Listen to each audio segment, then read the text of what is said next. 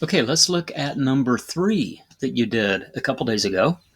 We're just going to use the steps, but we're going to look back at the tiles to visualize it at the same time.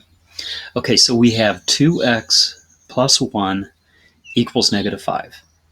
Okay, we need to solve for x. We want to get rid of the added or subtracted number first.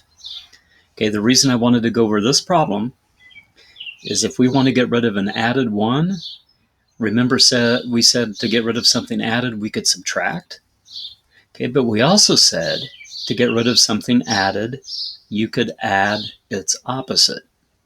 Okay, you could do that instead because subtracting and adding the opposite is the same thing.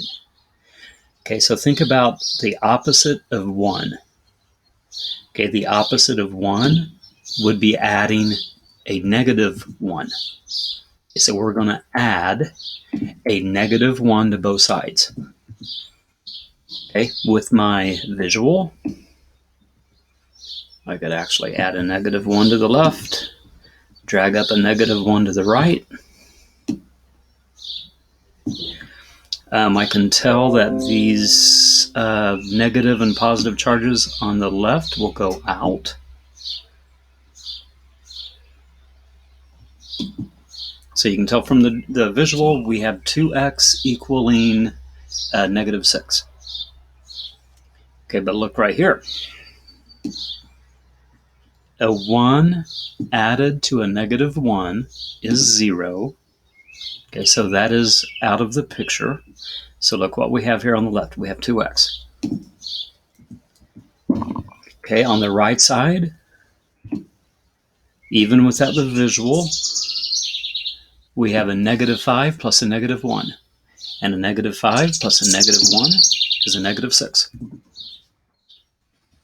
Okay, so same thing as the drawing. It's just that we did it just looking at the computation. Okay, so now we have 2 times x equals negative 6. We want to get rid of the multiplied number next.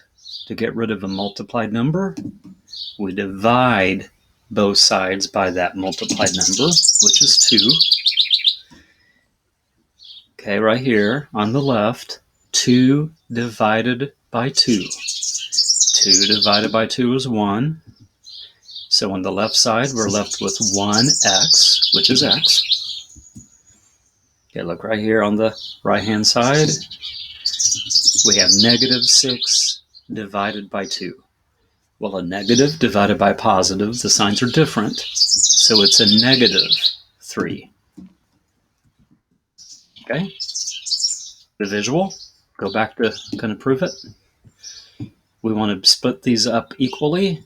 So if I have 6 negatives and I want to split them up equally, I'm going to have to give each rectangle 3 of them.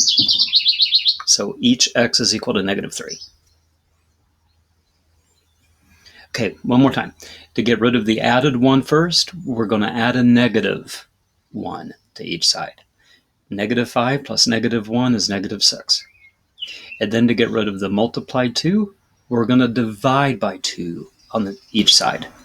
And a negative 6 divided by a positive 2 is a negative 3.